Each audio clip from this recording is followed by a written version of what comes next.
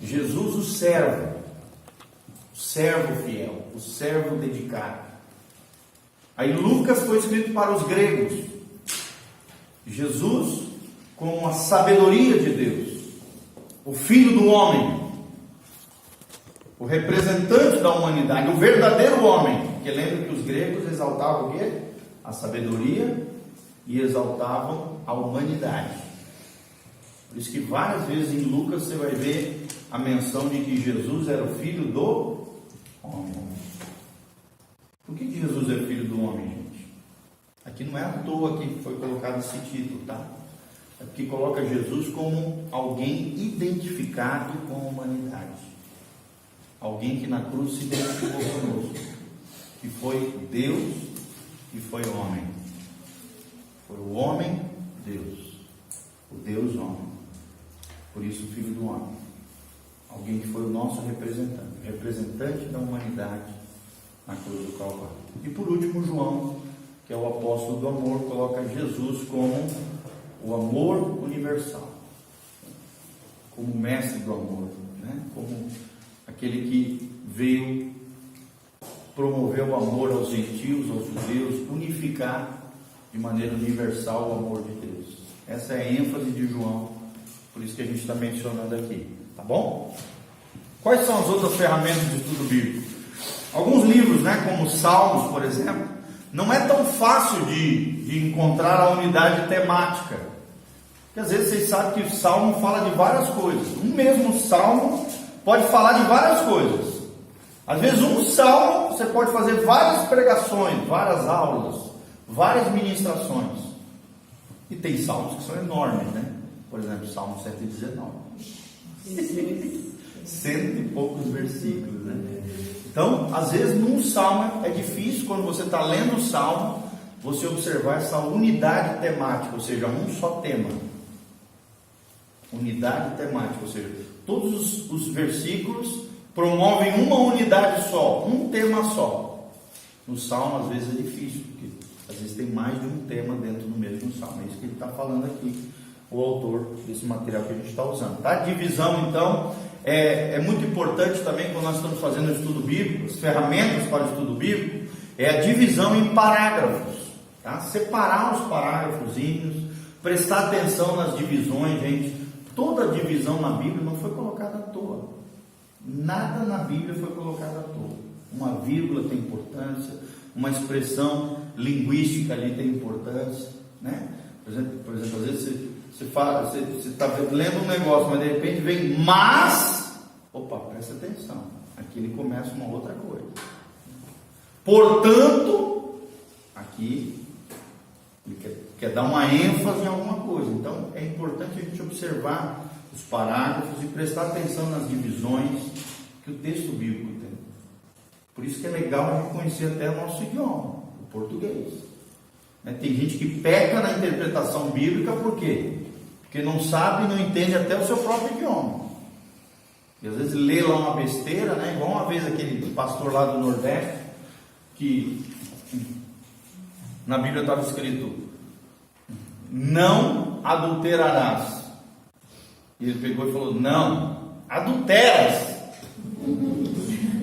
Como se Deus está dizendo: não, vai lá e adultera. Ele foi lá e pegou 3 mulheres da igreja, porque achava que Deus estava chamando a atenção dele no sentido de não, e mandando ele adulterar, sendo que a Bíblia está dizendo não adulterará, né? Então, às vezes a ignorância com relação à linguística pode levar às maiores heresias do mundo. Então preste bastante atenção nos detalhes do português, na linguística, para não falar besteira, nem fazer besteira. Sim, existem palavras que tem que ter dicionário. Foi uma das coisas que nós já falamos, tá? Nas ferramentas do estudo bíblico, você tem um dicionário bíblico.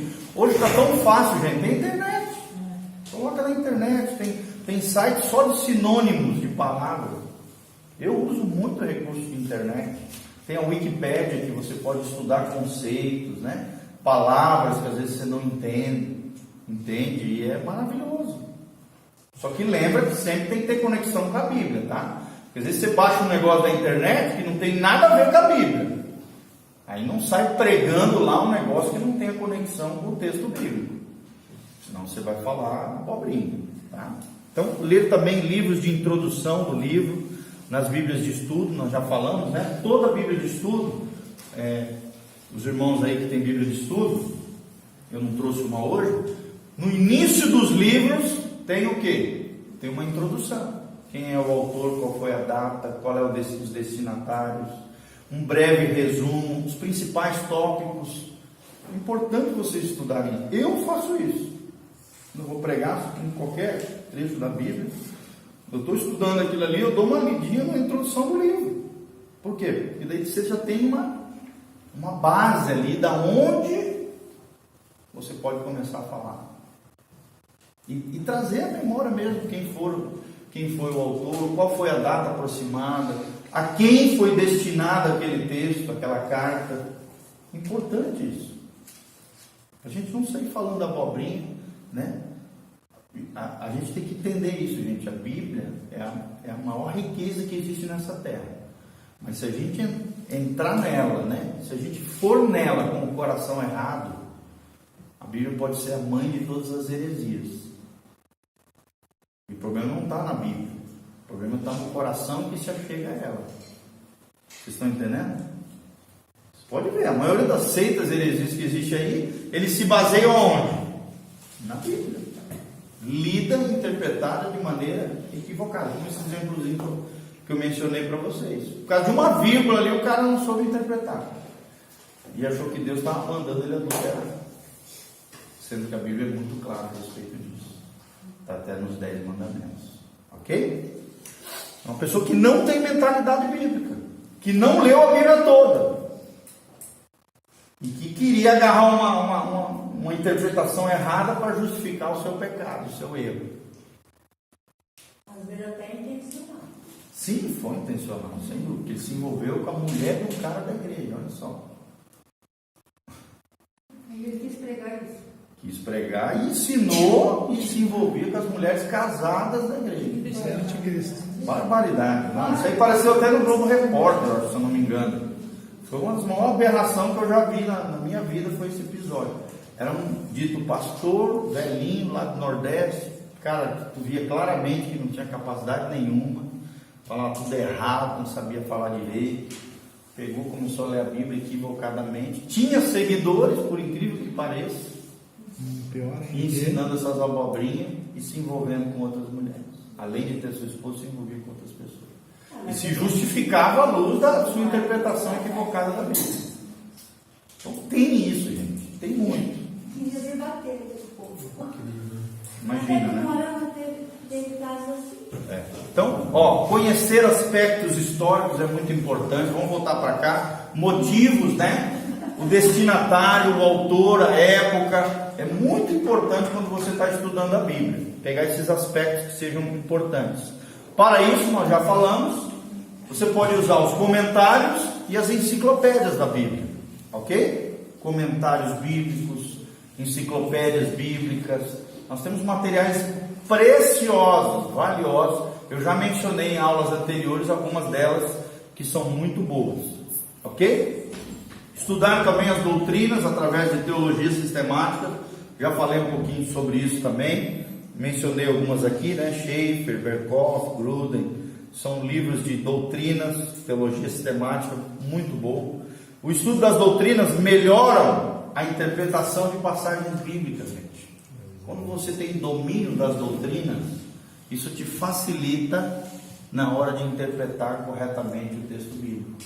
Ok? Exemplo de doutrina: doutrina da salvação, doutrina de Deus, doutrina dos últimos tempos, né? Escatologia. Faça comparações entre passagens bíblicas. Pega diferentes passagens que falam do mesmo tema. Faça comparações entre elas. Por exemplo, está falando sobre o amor. Você vai ministrar sobre o amor. Pega lá numa concordância bíblica vários trechos que falam sobre o amor e compare eles. Enriqueça ali o teu estudo, aquilo que você está fazendo, a sua análise bíblica, para criar isso, uma mentalidade bíblica. Ok?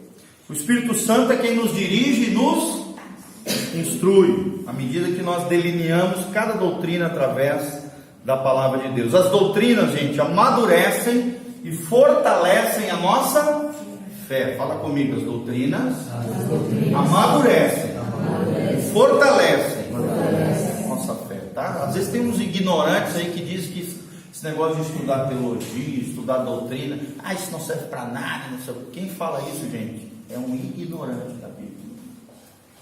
É uma pessoa que não deve ser ouvida, uma pessoa que não quer se dedicar ao estudo, uma pessoa que vai falar abobrinha, vai ensinar o que não deve, vai ensinar heresia, porque não entende de maneira organizada o que Deus fala sobre determinado assunto da Bíblia.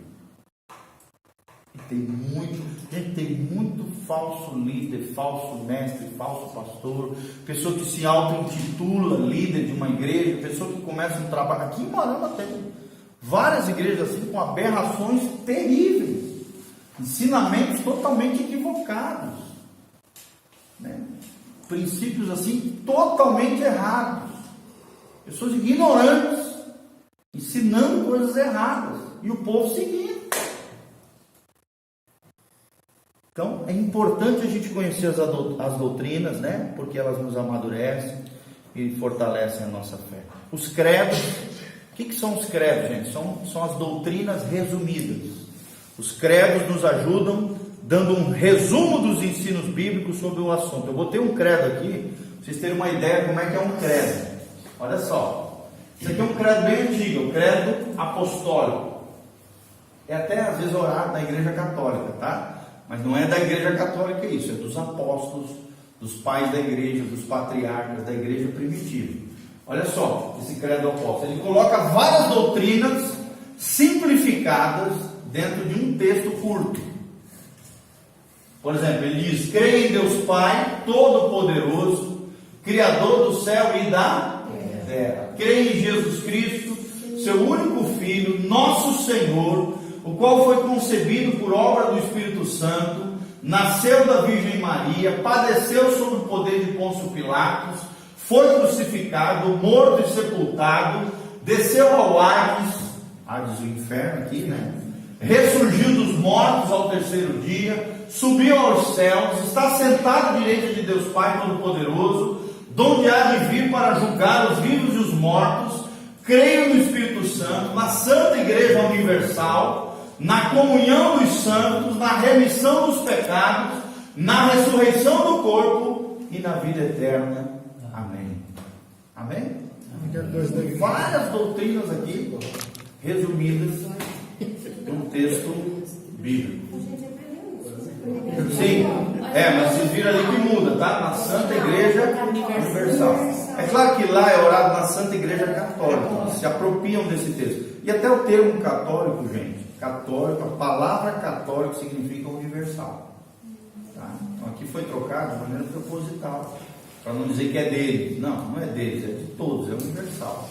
Até o termo católico é universal. Ele também na ressurreição do corpo, na ressurreição da carne, mas que eles falam. Não, é na ressurreição. Não é do corpo, não. Pode ser, não sei. Eu nunca fui católico, não sei.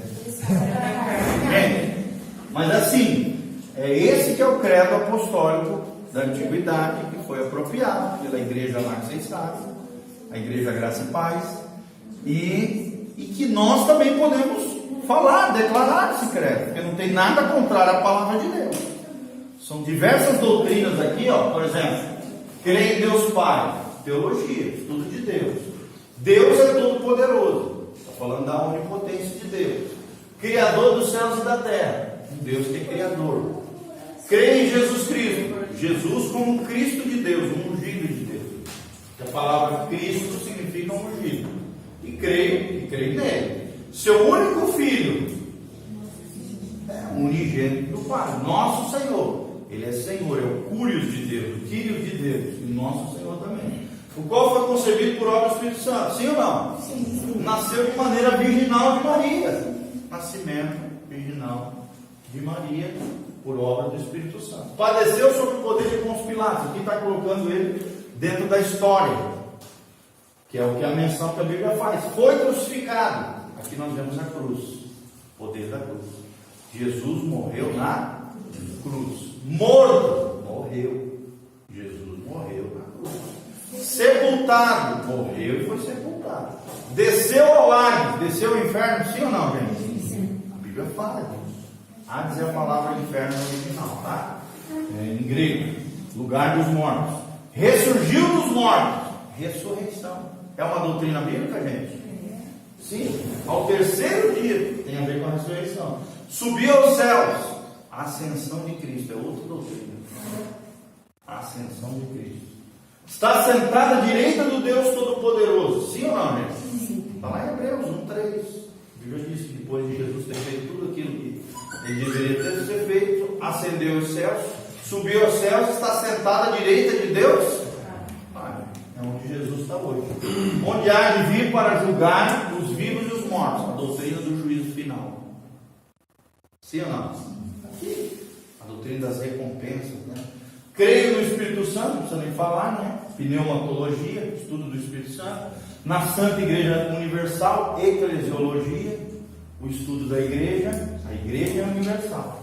Na comunhão dos santos, está falando da koinonia, que é a comunhão dos filhos de Deus, na igreja universal. Na remissão dos pecados, está falando da soterologia, que é a doutrina da salvação, da remissão dos pecados, do perdão divino, aquele que se arrepende. Na ressurreição, outra doutrina bíblica, na ressurreição do corpo, né? Na ressurreição dos santos, na vida eterna, não precisa nem falar, né? Salvação, soterologia. Quando fala ali na comunhão dos santos, é nós? Exatamente, a comunhão dos santos, não só nós, dos santos de todos os tempos e de todas as eras, tá? Porque nós não somos isolados no tempo, né? Na eternidade nós vamos nos unir com os santos de todos os tempos e de todas as eras.